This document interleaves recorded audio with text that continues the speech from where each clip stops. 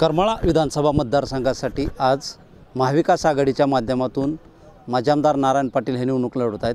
त्यांच्या प्रचारार्थ आज राष्ट्रवादीचे सर्वेसर्वा शरद पवार यांची सभा करमाळ्यातील महात्मा गांधी या ठिकाणात होते। आपण पाहू शकतो की या ठिकाणी या सभेची जी तयारी आहे ती अंतिम टप्प्यात आलेली आहे। जे या कार्यक्रमाचे संयोजक आहेत ते देखील या ठिकाणी या तयारीची पाहणी करताना चित्र आपल्याला पाहायला मिळते। या ठिकाणी आपण पाहू शकतो की पोलीस प्रशासनाच्या वतीने देखील मोठा बंदोबस्त जो आहे तो पोलीस निरीक्षक विनोद गुगे यांच्या मार्गदर्शनाखाली या ठिकाणी ठेवण्यात आलेला आहे। आपण पाहतोय की पवार साहेबांच्या सभा ह्या सध्या मोठ्या प्रमाणात होत असून यावेळी करमाळ्यामध्ये विद्यमान आमदार हे अपक्ष म्हणून संजय शिंदे निवडणूक लढवत आहेत। ते अजितदादा पवार यांचे समर्थक मानले जातात।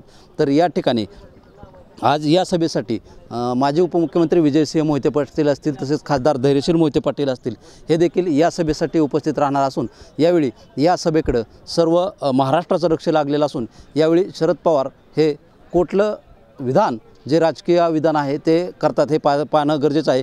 तसेच रात्री जनशक्ती शेतकरी संघटनेचे जे जिल्हाध्यक्ष अतुल खुपसे आहेत त्यांनी देखील यावेळी बोलताना सांगितलं होतं की भाजपकडून शरद पवारांना अनेक वेळा मारण्याचे प्रयत्न केले, असं देखील त्यांनी मोठं विधान केलं होतं। त्या विधानावरती पवारसाहेब काय बोलणार का हे पाहणं तितकंच गरजेचं आहे। शीतलकुमार मोटे, TV9 मराठी, करमाळा।